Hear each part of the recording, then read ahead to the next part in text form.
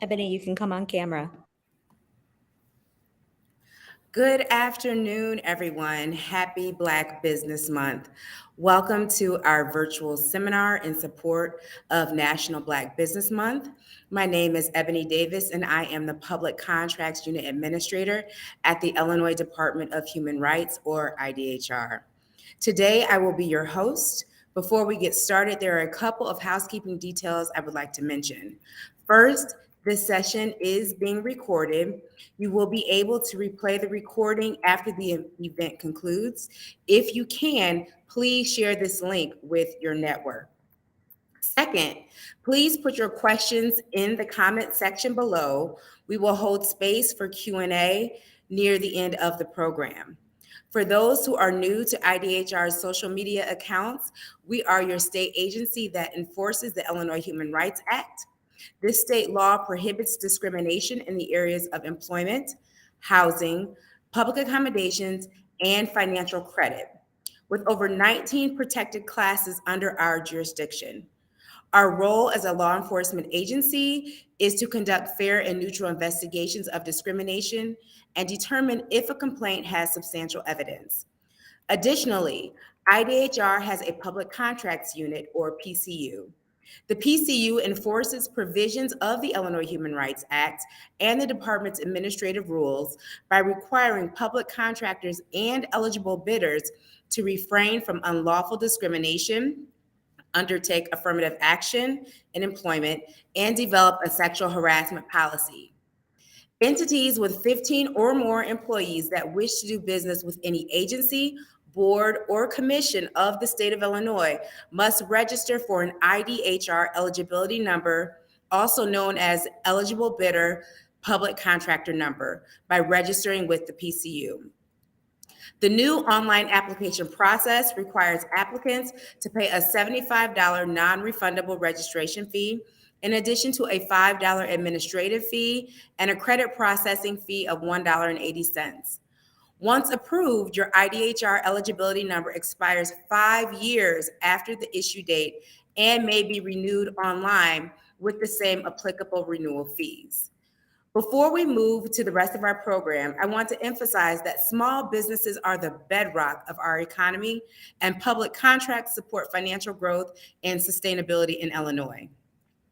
IDHR is committed to ensuring that any business that desires to become a vendor with the state of Illinois completes the mandatory step of registering for or renewing their IDHR eligibility number.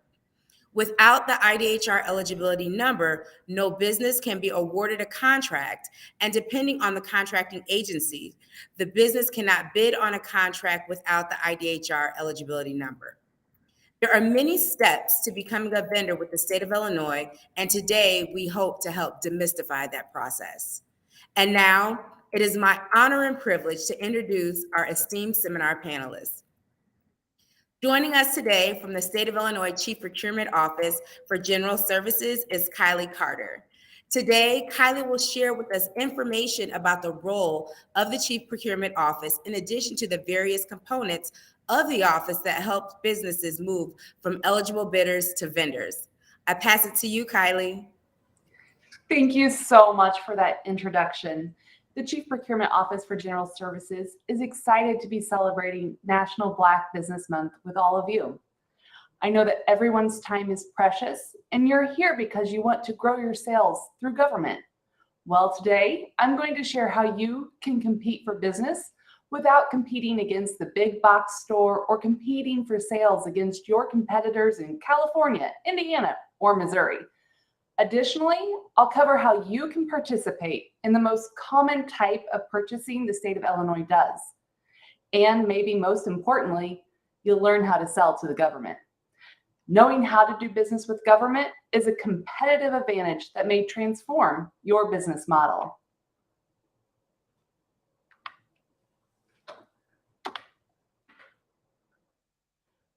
All right, so today we are going to talk about the Chief Procurement Office for General Services. We'll do an overview of the small business set-asides, benefits to you as a small business, and how to enroll. The Chief Procurement Office or officers exercise all procurement authority created by the Illinois Procurement Code, which is 30 ILCS 500 10-15. The CPOs are independent officers of the state and are confirmed by the Senate. The Chief Procurement Officer for General Services, the CPOGS, specifically has authority for all general service procurements. Our CPO Daly is an attorney and has been a practitioner of public procurement in Illinois for over 20 years. CPO Daly is the first and only woman confirmed as an Illinois Chief Procurement Officer and is serving her second 5-year term. Each year, state agencies conduct thousands of procurements to attain the items they require to fulfill their missions. These procurements award billions of dollars to vendors. One way the CPOGS promotes competition and transparency throughout the procurement process is by employing state purchasing officers to regulate procurements completed by state agencies. The Illinois Procurement Code 30 ILCS 500 identifies that the procurement methods that the state may use and allows the CPO to set aside a fair proportion of contracts for Illinois small businesses. The Illinois Procurement Code is enforced by the CPO. The Small Business Set-Aside Program shelters Illinois small businesses from competing with large businesses for state awards and contracts. Under certain conditions, the CPO office requires state agencies to purchase only from qualified small businesses. The state's goal is to award 10% of state contracts to qualified businesses in Illinois. While the CPO for General Services primarily serves a regulatory function, the CPO's Small Business Set-Aside Program performs economic development. The CPO policy regarding Small Business Set-Aside Program has limited competition for state contracts based on the items being purchased and the procurement method being used.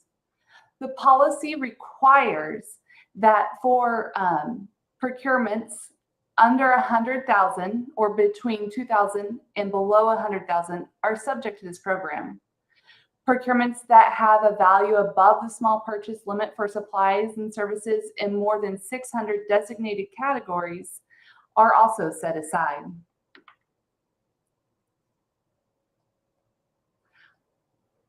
All right. A small business in Illinois is defined as a sole proprietor whose primary residence is in Illinois or is a business recognized by the Illinois Secretary of State as a domestic entity and falls under the thresholds noted here.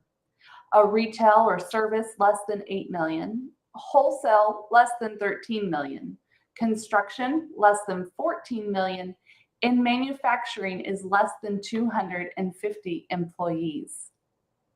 So how does the Small Business Set-Aside Program benefit your business? You won't compete against large businesses. As we discussed earlier, all procurements or small purchases between 2,000 and 100,000 are subject to this program.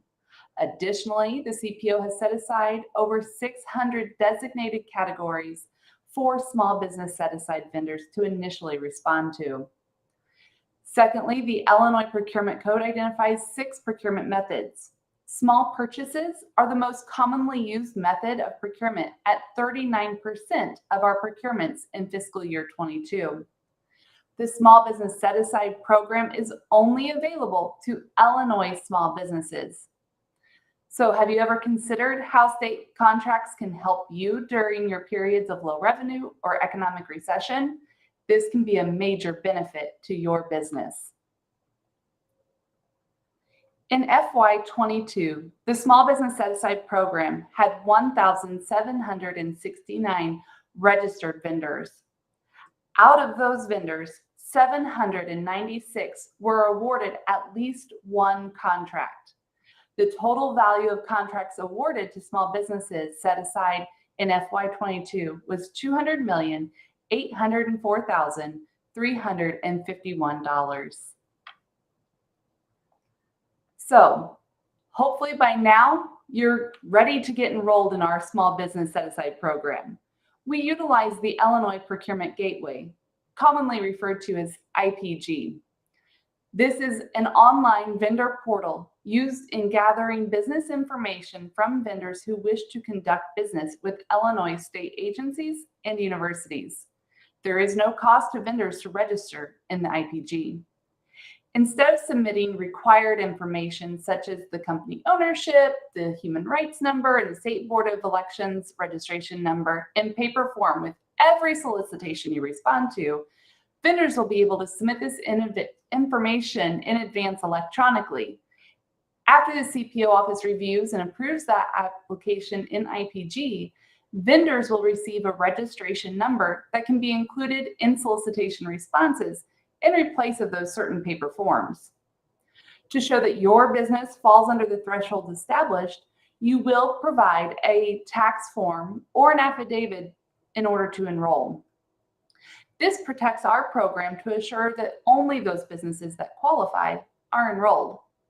As a reminder, those thresholds are for wholesale, less than 13 million in annual sales, for retail, less than 8 million in annual sales and receipts, construction, less than 14 million in annual sales and receipts, and manufacturing is less than 250 persons. Please note that the Illinois Procurement Gateway is the only process to enroll in our Illinois Small Business Set-Aside program. So we have some websites that you'll find very beneficial to you. To find out more about our Chief Procurement Office and our programs, please visit us on our CPOGS website. For more information regarding our Small Business Set-Aside program, you can also access the second link provided here. The Pathway to Procurement is a great website for learning more about just general procurement in Illinois. And BidBuy is the Chief Procurement Office for General Services e-procurement system. State agencies utilize BidBuy to communicate open procurements to vendors. You must complete the supplier registration in BidBuy to create an account and start getting notifications about procurement opportunities. This is separate from our IPG system, which you must use to register for as a small business. So thank you all so much again for having us. We really appreciate it. If you have any questions about enrolling as a small business, please email our IPG help desk at ipg@illinois.gov. We really want to thank you all again for including us today. Thank you so much, Kylie. That was such invaluable information. This leads us to our next presenter, Donna Beasley. Donna is the Director of Government Contracting Services and the Illinois Apex Accelerator Director at the Women's Business Development Center, advising clients on how to do business with the government at the city, county, state, and federal levels. Today, we will explore the technical assistance available to small businesses that either want to become government contractors or are government contractors in need of technical assistance. Take it away, Donna. Thank you, Ebony. We are so happy to be participating today to share with you about my favorite subject, which is government contracting. All right. My slides are not moving. Okay, so the Illinois Apex is there are 9 Illinois Apex throughout the state of Illinois, so there's one near you. Last year, we served 1,650 clients who won 419 contracts worth over $500 million. So as the previous speaker mentioned, there's a lot of contracting going on in Illinois. Next slide.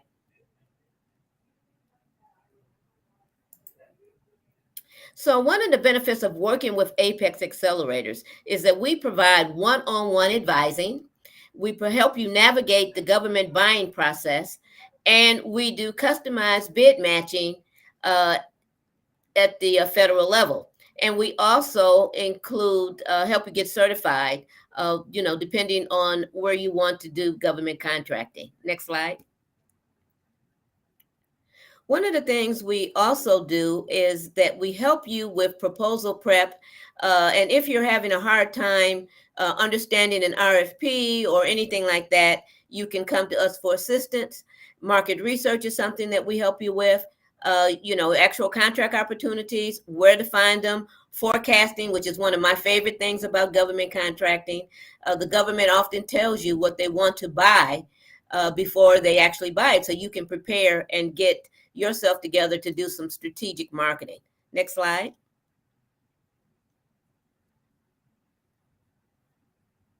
So one of the key things about government contracting is that you want to actually find out who buys what you sell, because you want to approach the business where you can really win. And one of the things that you have to look at is, what is your capacity? And what I mean by capacity is that you have to have a capacity of team. In other words, you got to show that you got the people to do the work. You got to have a capacity of experience, because past performance is important and critical in order for you to get a job that is doing something that you're an expert at.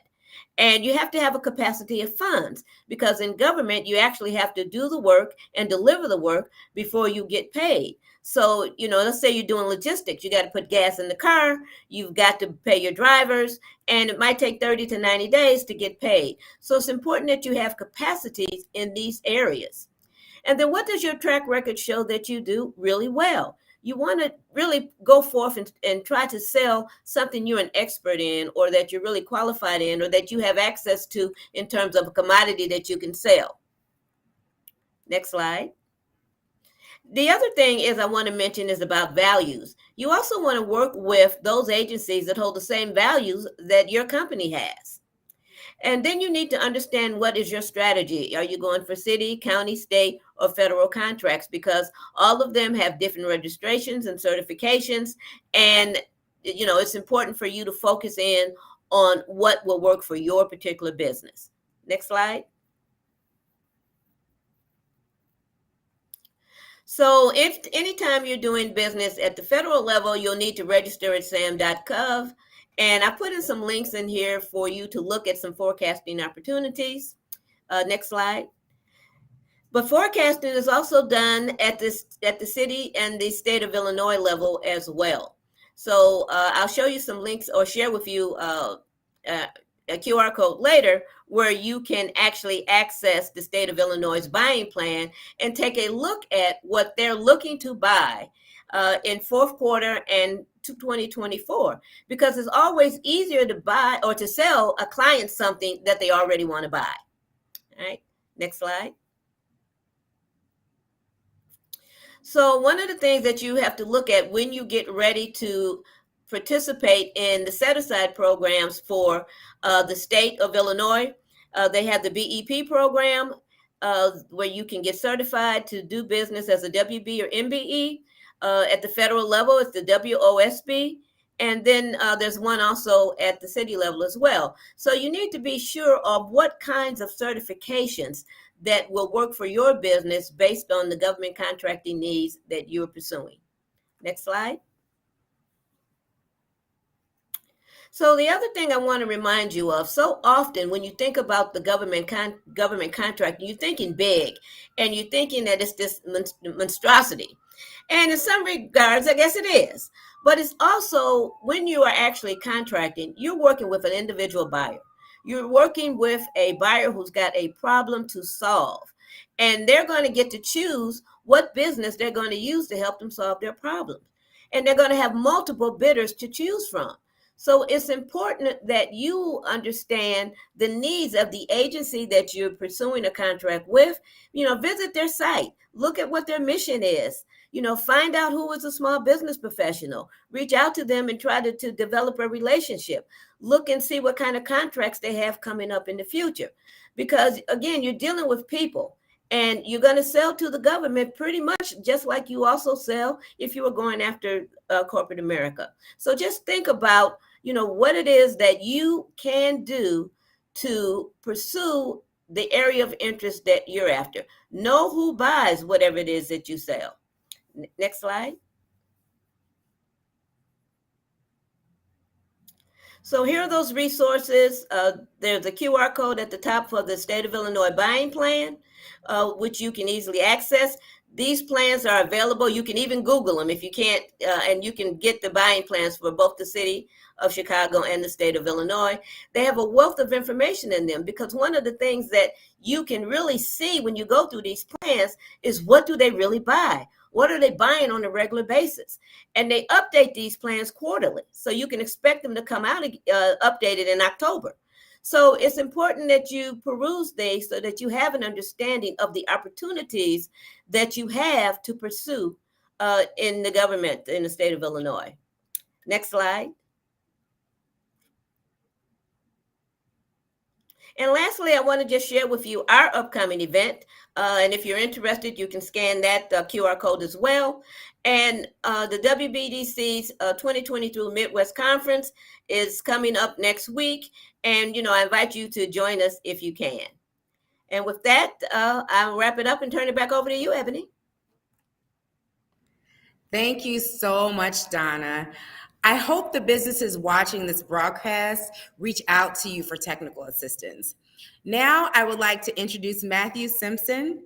Matthew is the African American Business Development Manager at the Office of Minority Economic Empowerment with the Illinois Department of Commerce and Economic Opportunity. He will share with us the many opportunities that DCEO has for small businesses. Matthew, the floor is yours. Ebony, thank you so much for having me, and it's an honor to be here celebrating Black Business Month with all of these dynamic speakers.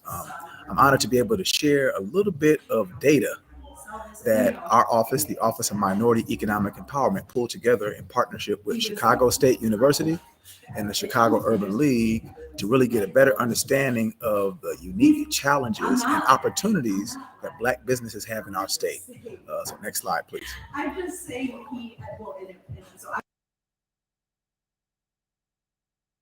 So the first piece I want to speak to, in our data, we asked Black businesses across the state, what motivates you to own your own business? This kind of speaks to the power and the opportunities that our minority businesses have. And as you can see, each of these responses are very outwardly facing and communal in nature. Black businesses, by opening businesses, they intend to make a difference in their community. They intend to create something for the future. They want to be their own boss, bring an idea to life, and have freedom and independence. Again, the significance of this is when a minority business, specifically a Black business, opens up, they intend to have a positive impact in their community. They intend to make a difference and affect change. That's why it's significant that we think through ways to support our minority businesses and Black businesses. Next slide. Anyway, I did hear it was interesting to. Another very interesting dynamic is the characteristics and the makeup of the Black business community here in Illinois. As you can see, 66% of our respondents are identified as micro enterprises or solopreneurs, meaning that they have no part-time or full-time employees other than themselves. However, of the 34% that did have employees, 85% of their employees are Black. So what that means is, first of all, solopreneur, micro enterprise, Black businesses are going it alone. They don't have help. So they're doing sales, they're doing inventory, they're doing customer service, they're doing marketing, they're doing accounting, all alone. That's a unique experience. Another reason why we need to be mindful of how we can support. However, when a Black business grows to hire people, they tend to connect with those closest to them in their community. They're creating jobs in their community for other Black citizens. That's not unique to Black business, it's more of a cultural thing. But we have a data point that speaks to the significance of a Black businesses growing and creating jobs for those people in their community. Another reason why we need to be mindful of how we can support our Black businesses. Next slide.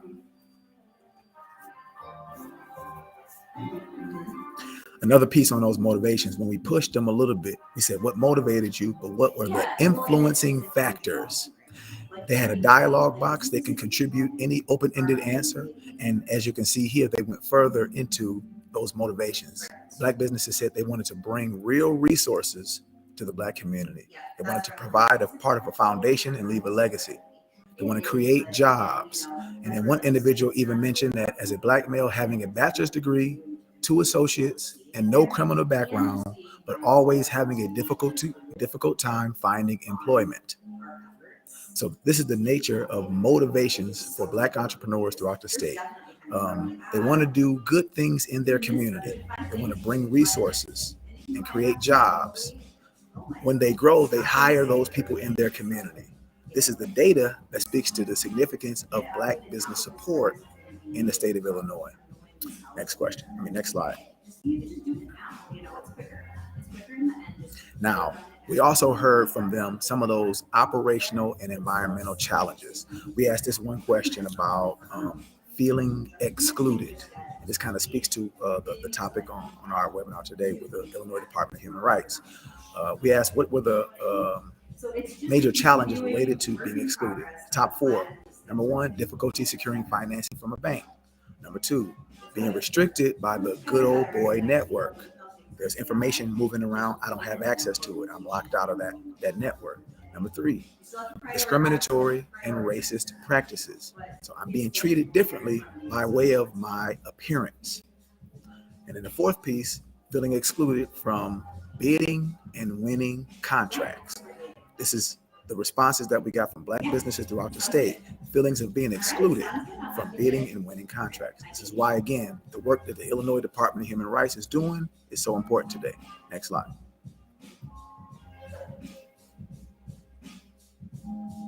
Now, as part of the Black Business Survey, statewide Black Business Survey, we had an empirical study. They did a regression analysis. This is a little bit above my pay grade.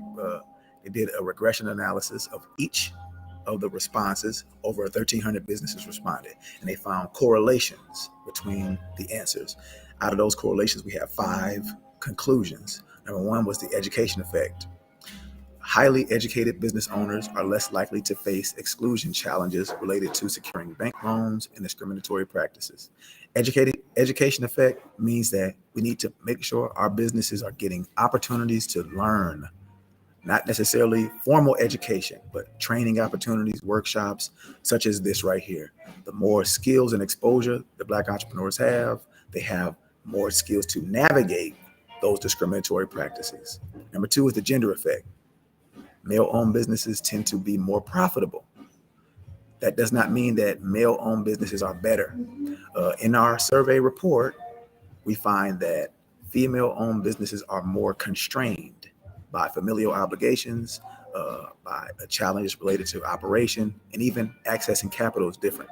So that means that as we support in our minority businesses, our Black businesses, we need to be mindful of the unique challenges that the female business has. Number 3 is the age effect. The age of Illinois business owners is not a determinant factor in the success of Black-owned business. Age effect tells us that we need to do more to get young people involved in entrepreneurship, because it doesn't matter your age in terms of your success. How can we help young people get exposed to entrepreneurship opportunities? Number 4 is the firm age effect. In firms which have been operating for a long time tend to earn higher revenues. So it's so important because the pandemic wiped out so many of our businesses. When the doors close, they don't have time to grow revenues. So all of us as service providers, as citizens with dollars to spend, need to find ways to support Black businesses, because the longer they're open, the higher their revenues are. They get the chance to iterate, make changes, and improve. 5th piece is kind of intuitive. Initial capital startup effect. Firms with higher initial startup capital tend to earn higher revenues. They always say it takes money to make money. So helping to capitalize businesses on the front end with right funding allows for them to be successful and earn higher revenues. Sometimes it's a procurement opportunity that can contribute to that standing in capital. Those are the pieces that we got from the empirical study. Next slide.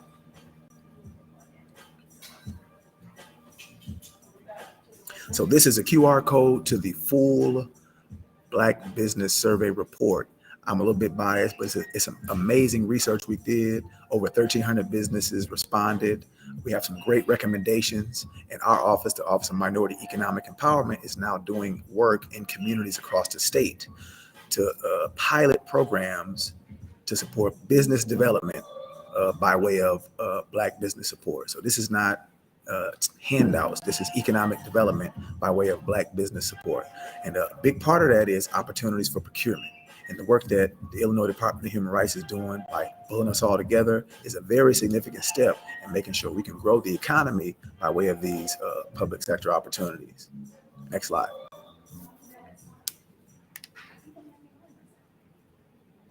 This is our team in the Illinois Office of Minority Economic Empowerment. You see in that photo, I have a different haircut, but all that contact information is the same, my cell phone, my email address. I am the African American Business Development Manager. We also have a Asian American Pacific Islander, Latinx, and Women's Business Development Manager. Our job is to support minorities, veterans, women, and individuals with disabilities. And we're so honored to be working with the Illinois Department of Human Rights on this effort today. Thank you. Thank you so much, Matthew. We appreciate all of DCEO's efforts. Moving on, now I would like to introduce Melanie Patterson. Melanie is the founder and CEO of Integrity Global Logistics and Team Integrity Knowledge Center. Based in Chicago, Illinois, these companies provide global freight handling for diverse commodities. Additionally, they provide business consulting to business owners so they can build, grow, and scale their companies strategically. Melanie is a successful Black-owned, woman-owned vendor with the state of Illinois, securing over $3 million in government contracts, positioned a trucking company to 7 figures in less than 2 years, managed over 20 staff members, successfully managed over 10 asset trucking portfolios, mentored over 200 mentees, and continues to feed her hunger in government contracting. Melanie will share with us her best practices and tips to becoming a successful vendor with the state of Illinois. Melanie, you're up.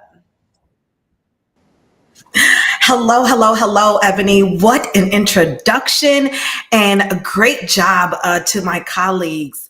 Yes, so my name is Melanie Patterson. I'm the founder and CEO of Integrity Global Logistics, and I'm going to come and speak to you from a different perspective. I'm speaking to you as an actual vendor. And so what does this look like?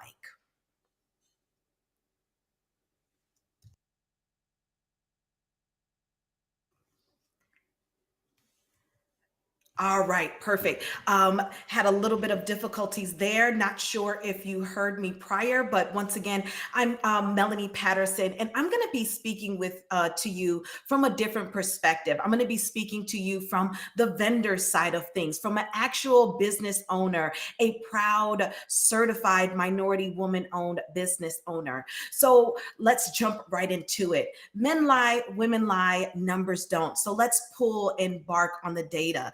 So 33 million, there's 33 million small business owners today in the US, according to US Chambers of Commerce. But with that, 21% fail in the first year of business. And even more surprisingly, that number increases by 30% year 5.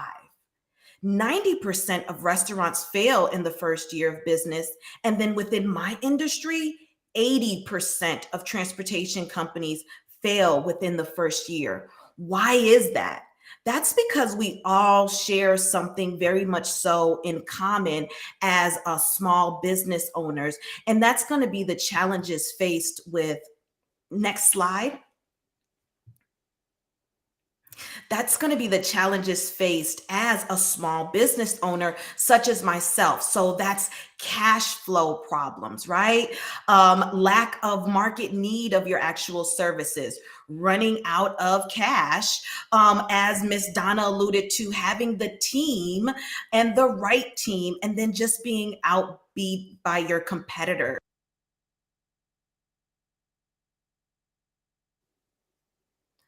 All right. Most importantly, what's going to get you to the place of success within government contracting is that CEO mindset. A lot of times, as small business owners, we wear the hat of a CEO, but what does that really encompass? And then attaching the government to your business as well.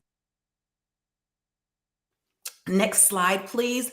So that's going to be, as a business owner, we're going to have to get uncomfortable. We're going to have to get comfortable with being uncomfortable. A lot of times within government contracting, there are opportunities for you to engage with your end users.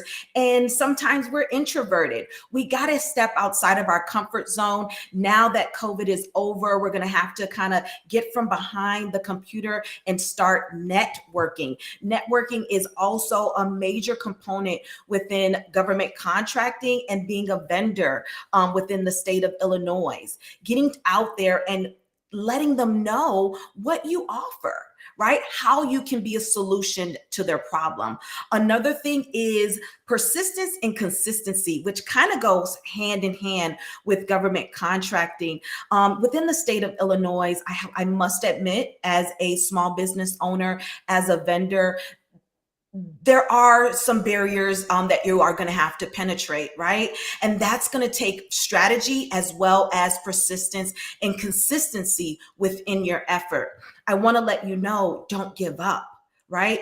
Government contracting, on average, it takes about 12 months to secure your first government contract, right? That's either from a prime or a subcontracting perspective.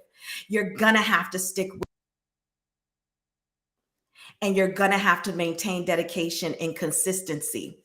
First step is registering the business, right? Getting started. And so with every state, they have a Secretary of State where you will start that registration process. But this is very important. You need to kind of determine, how do you want to enter into business, as well as aligning yourself with the government. And so making sure that you have someone to guide you through that process, registering your company as an LLC or an S Corp, if that is what is best fit for your company, is really important as well. Next slide.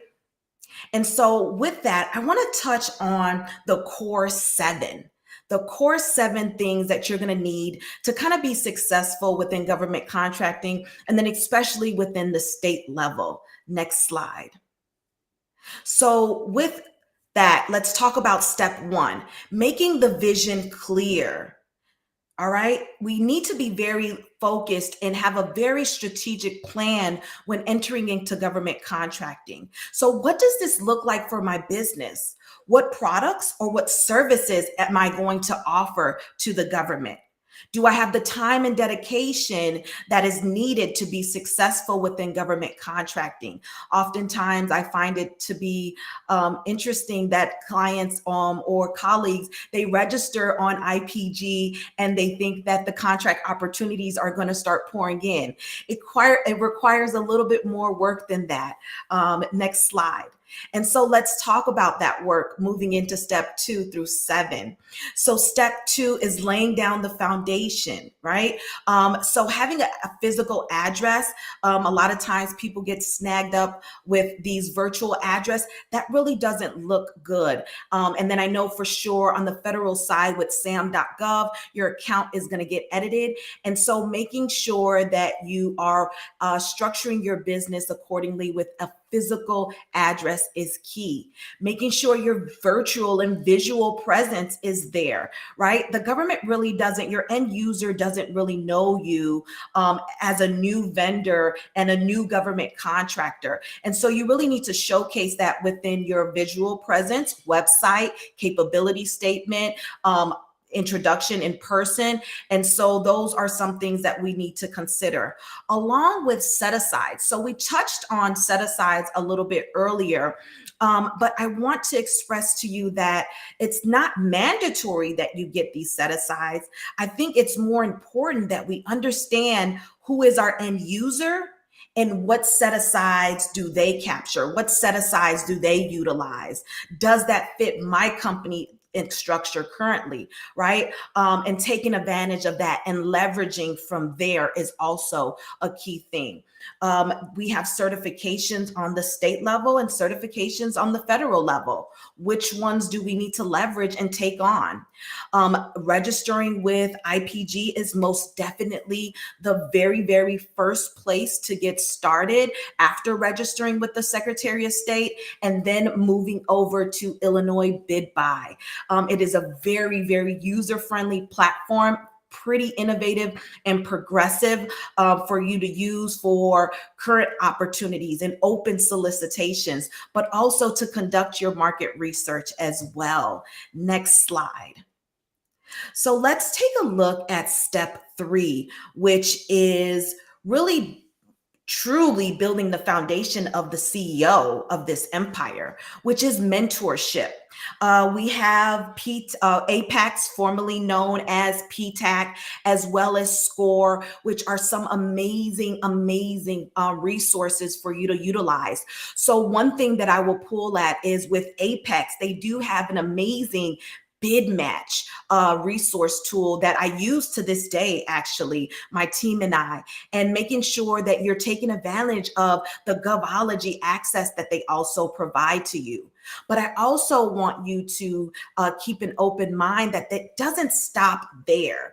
Apex is the very beginning stages to getting started within this process. And you're going to have to start to invest in yourself and get mentorship and develop of that very strategic plan that's best fit for your entity. So I'm within transportation, right? Transportation is very vast. So I too went to, at that time it was called PTEX. And I said, look, I need help. I need you to kind of guide me. And they can give you those foundational steps for sure, absolutely. But when it comes to executing as an operator within your business, that may look different. And really having a solid resource and guide to help you navigate through this is worth the investment for sure. Government contracting works if you work it. I say that to myself all the time. And so aligning your execution with true guidance and mentorship, there's no reason why you should not be successful within government contracting. Illinois has a plethora of resources and tools to pull from for you to kind of expound on and kind of scale your empire. Next slide. And so let's quickly talk about step 4, which is my favorite, the market research, where it really matters, right? Figuring out who your end user is going to be the very first place. Once you identify who that end user is, do some research, understand what their mission is, understand what their problem is, and then with that, figure out how you can be the resolution to that problem. That's going to really help you to start to begin that very intro level of conversation with contracting officers. Researching your buying plans. As stated before, every state, every county has a buying plan that is free, that is accessible to us as vendors, and we have to follow those numbers and follow those departments and agencies that are purchasing. And then, of course, there's an amazing tool called FOIA, Freedom of Information Act. This tool is really, really a great tool for you to utilize to kind of study your comp mates. And so within government contracting versus the private sector, we look at the people to our left and our right as competitors. I like to look at them as comp mates. So within government contracting, 2 strands are stronger than 1. And so understanding who previously was awarded, who's currently awarded, who you can subcontract, and who you can align your business with is key. You don't always have to come in as the prime contractor within government contracting. There are also some amazing opportunities within subcontracting as well. So let's scroll into step 5 and talk about the different platforms that are available to you. So we have usaspending.gov, which is a great place, as well as GovTribe to do some federal market data research. And then we have sam.gov, as everyone knows. I want to point out quickly that I hear within my community as a vendor, as an entrepreneur. A lot of people are advising that you have to be registered in sam.gov before you can do business with the state of Illinois. And that is so far from the truth. You do not have to be registered in sam.gov to do business within your local state. So as we talked about this whole event, you need to be registered within IPG and then registered within Illinois bid buy, and you are ready to start bidding. Next slide. So step 5, one thing as a small business owner, not only myself, but a lot of my colleagues suffer from is that back office structuring. The government loves to know that you are a small business owner, but that you are a small business owner ready to do business with the government. And so that requires you to have a really, really well-oiled machine and having a thorough operation behind you as the CEO, as the executive of this empire. And so making sure that you have the team in place, also a very clear pricing schedule for your services, clear process and systems. And for me, within transportation and logistics, we really invest in our tech. I know that the government is a little bit slow in within tech, but it really helps when you're talking about keeping that transparent and visible communication among yourself and that end user. That's a really great touch as well. And so embracing technology. As small business owners, we also tell ourselves that we don't have the money to invest in tech, right? As small business owners, we are cutting costs in every area. But I want to tell you this also helps with efficiency. This also helps with nurturing the relationship of that end user and showing that you are a small business, but a well-structured small business. And then team and staff is always great. Having a core staff for you to build the foundation on is also key to your success. Next slide. And then within step 6 is networking and marketing. I personally believe that government contracting is 80% networking. It really requires a lot of networking and showcasing who you are as a minority, as a woman, as a veteran, as a small business owner, and what your core competencies are, right? What differentiates you from your current comp mate or the person who is awarded that contract? We need to be able to pull that out and showcase that to the contracting officers. So who needs to know us and who do we need to know is important.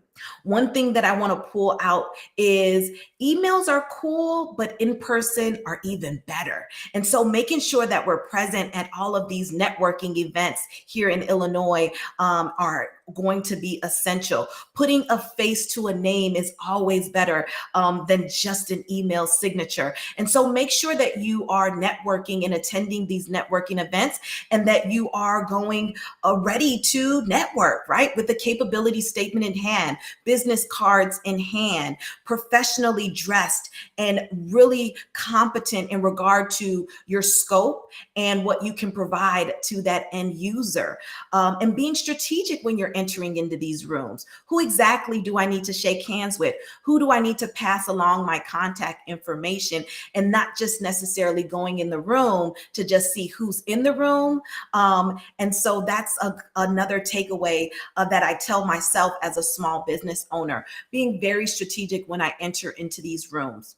One thing that I want to add as well quickly, as a current operator and a current functioning CEO within my companies, is that it does look different when marketing from the public sector and the private sector.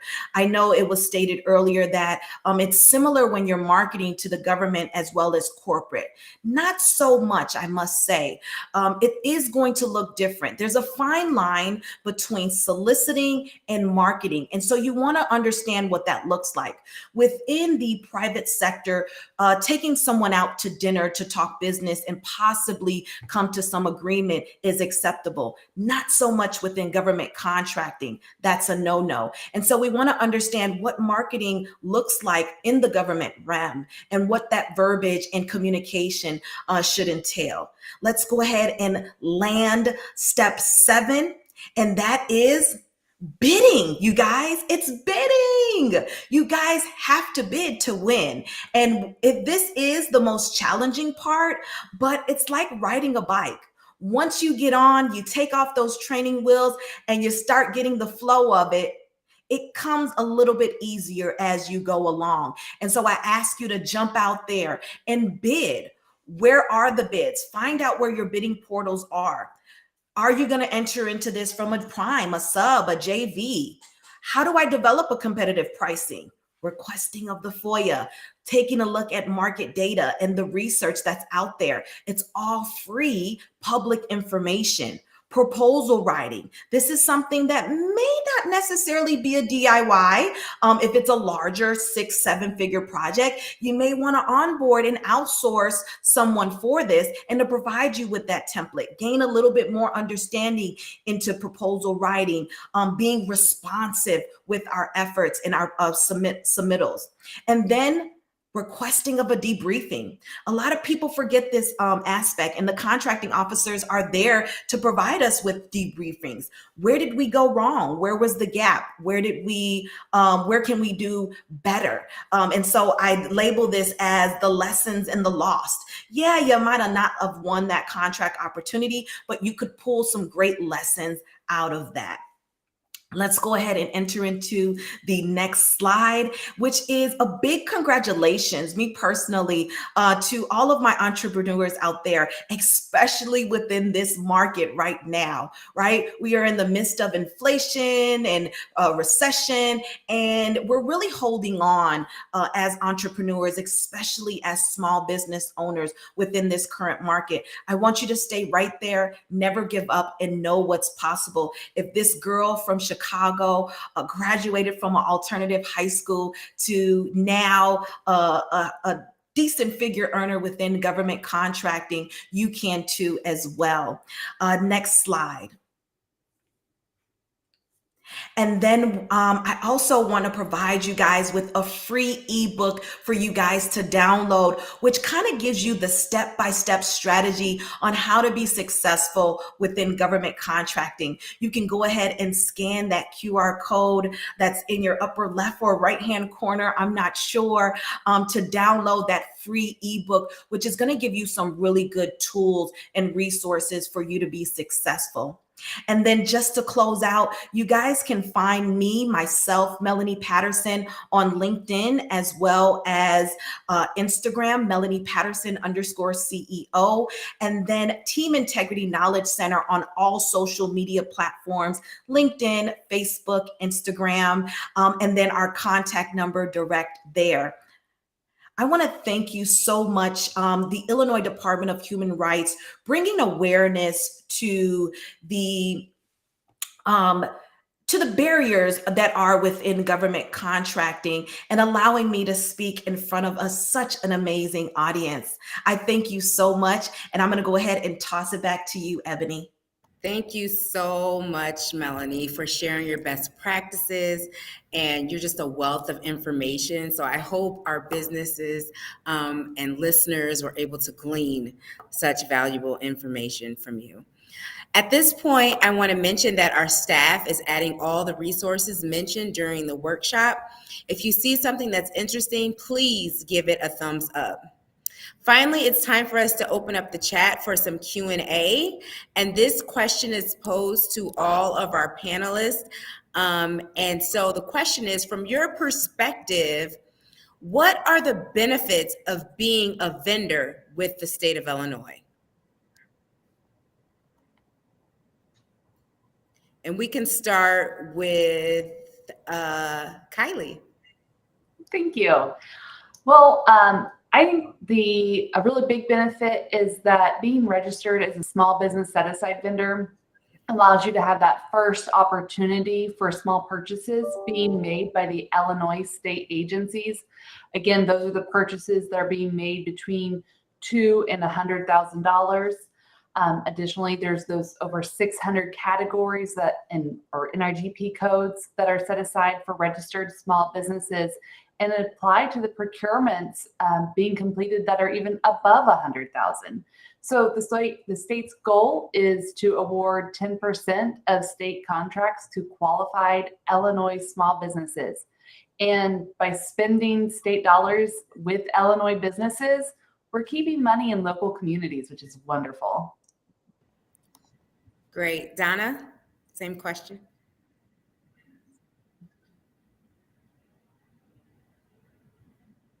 Might off mute. I think one of the great things about doing business with the state of Illinois is VidBuy. I think that that's one of the biggest assets because you can get these opportunities that come straight to your email that you can focus on, and hopefully you've put in the right code so you're getting things that are pertinent to your business. But I think it's an advantage that we have in our state. Thank you. We'll go with Matthew and then Melanie. Well, I'll say you can approach it philosophically and understand how we all contribute to the operations of the state by way of our taxes. So as an entrepreneur, you could stand to benefit from the contributions you make by doing business with the state and offering your product or services to contribute to the work that's being done. That's one side of it. The other side is you want to diversify your customer base. You want to diversify the areas where you're pulling revenue as a business. Private sector money may be slow, but then you have some work coming from the state, which is more consistent. That's a way to kind of balance out that bottom line and be a sustainable business. But I know our sister Melanie can speak to some of that as well. Matt, you took the words right out of my mouth.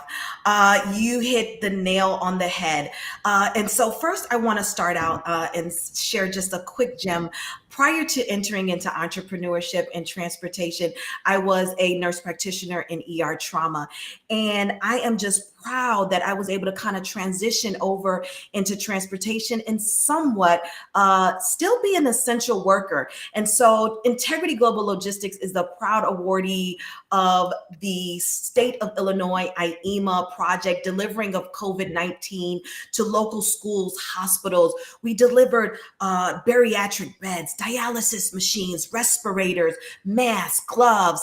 And so it is a rewarding, so rewarding, not only for me, but for my team to once again provide services when most needed. Secondly is the diversity thing. You got it right. I must be honest. I also too was looking at the numbers and seeing like, hey, will we possibly have to close our doors, right? And luckily with having the government as one of our lead customers to date, we have still been able to keep our doors open and actually are in the process of scaling. And so as an entrepreneur, as a small business owner, it's essential to onboard diversity, and government contracting provides that. It's the world's largest purchaser. We're standing before you today talking about the state of Illinois, which is just a drop in a bucket, respectfully, in regard to this paradigm of government contracting. And so it has been not only rewarding for me, but for my team as well. Thank you, everyone, for that information. Next question is for Kylie. Can you go into more depth briefly about the Illinois Procurement Gateway, since this is the place where businesses need to register? Of course. So the Illinois Procurement Gateway, by the Illinois Procurement Code, there's a whole bunch of information that we have to gain from businesses, including their financial structure, business ownership, all of this kind of fun stuff. The only way to register as an Illinois small business, though, is to be registered on IPG. It's a very quick process overall. It's a great process and allows you to streamline, which is, that back end office is, Melanie was talking about having people to do that stuff. If you're having to fill out 30 pages worth of financial disclosure information every time you want to respond to a bid, it's going to take forever. But if you have that IPG, it's a 3-page form, really easy. You do your number. So again, not only just for the ones that are trying to register as a small business, but any business is, going to experience streamlined by registering with IPG. Thank you.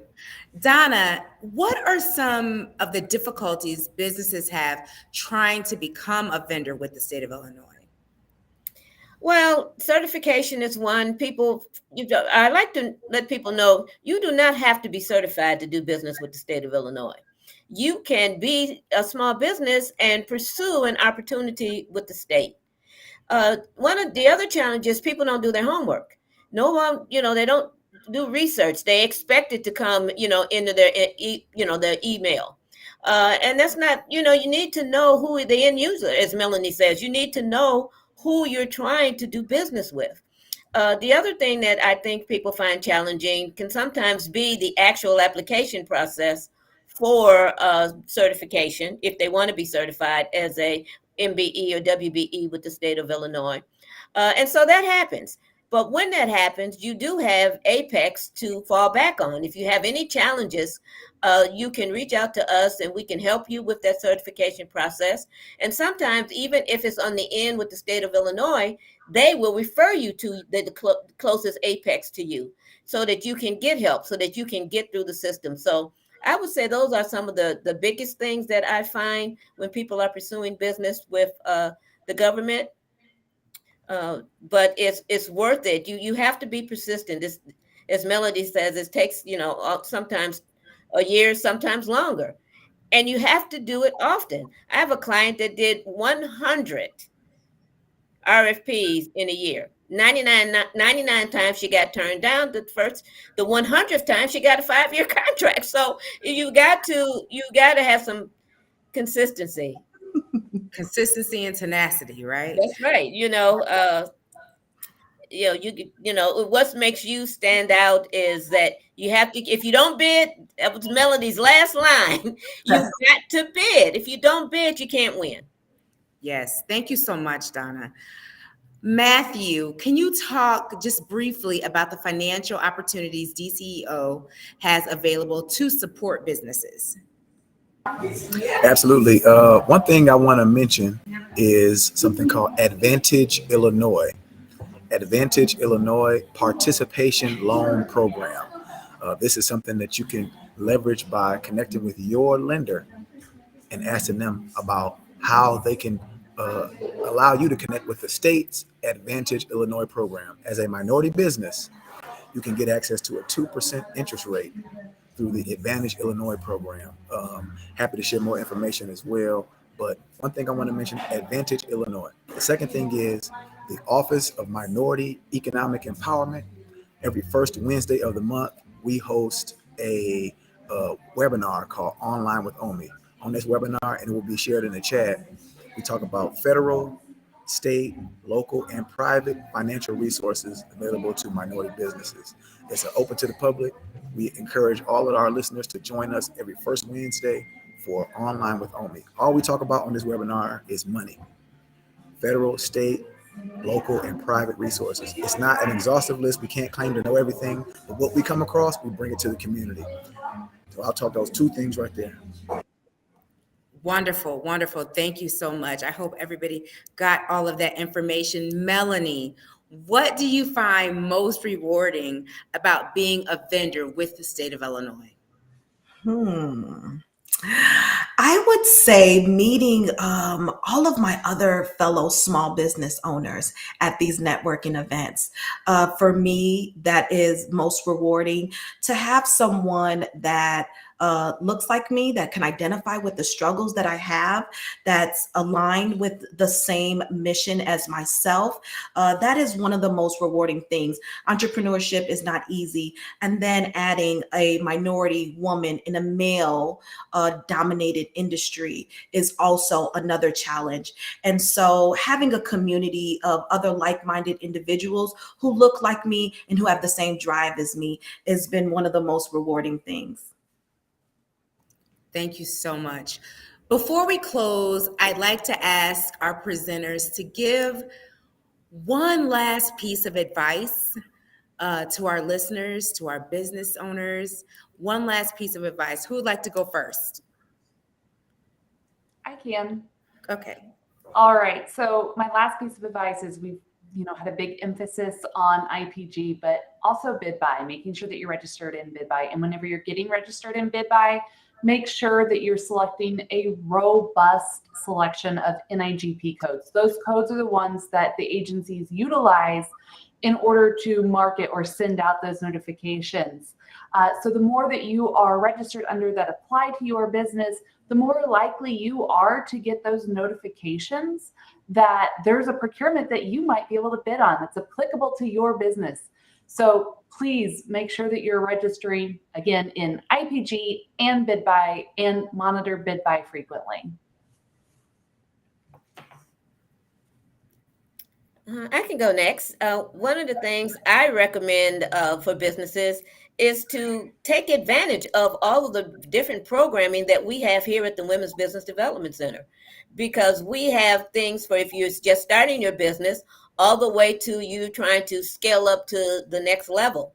And so I think that if you're running across an Illinois opportunity that you need help with, I highly recommend that you reach out to make the connections that you need to make sure that you understand the RFP, that you understand, the implications of what it is that you would be agreeing to do, and that if you need any help along the way, that you take advantages of those resources that can help you. And similar to Matt, every Tuesday, if you run into a problem on any contract, we have what we call the GovCon Huddle, and you can bring any problem to the GovCon Huddle at any time for any reason, and we'll be happy to help you. Thank you. I'll step in and say, I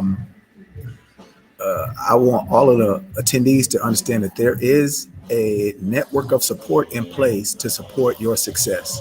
Here at the state of Illinois, we have the Department of Human Rights, we have the procurement portal, we have the Apex Accelerator, we have the Office of Minority Economic Empowerment, and then we have an example of success in our sister Melanie. So, first of all, there is someone here to help you. And the second piece is you are not the problem, you are the solution. By way of your product or service idea, you are the solution to so many of our state's issues, of our community's issues. And we want to see you succeed. You are the key, and we're here to help you make it happen. Great. I love that, Matt. Yes. Yes, yes, yes, yes. So I think I will end with make the most out of your 24 hours. That's something I tell myself, something I guess I will share and share with the attendees. Get strategic with your efforts. Make sure that you understand government contracting, laying that foundation down. I know the word government contracting is heavy to chew on, but believe it or not, once you get that foundation, it's rinse and repeat. To be transparent. And so I really want you to lay down the foundation, get strategic, and jump. And then with it at Team Integrity Knowledge Center, we do meet bi-weekly. We have Team Integrity Community where we meet bi-weekly on our power sessions. And we have vast array of experts talking to us about government contracting, to accounting, to building a team, to compliance and safety. And so the link in all of those opportunities will be available to you via Illinois Department of Human Rights and Team Integrity Knowledge Center. Well, thank you everyone for your thoughtful advice. I'm certain that people watching feel inspired by your words. I know I feel inspired. I want to close the program by thanking all of our panelists here with us today. There are many resources available to you if you need additional support or technical assistance. We hope that you have gleaned invaluable information to help demystify the process of becoming a vendor with the state of Illinois. And if you don't have your IDHR eligibility number, we encourage you to apply immediately. You can apply via our website. If you have any questions, feel free to email us at idhr.publiccontracts@illinois.gov, and someone from our office will get in contact with you. Thank you and have a great afternoon.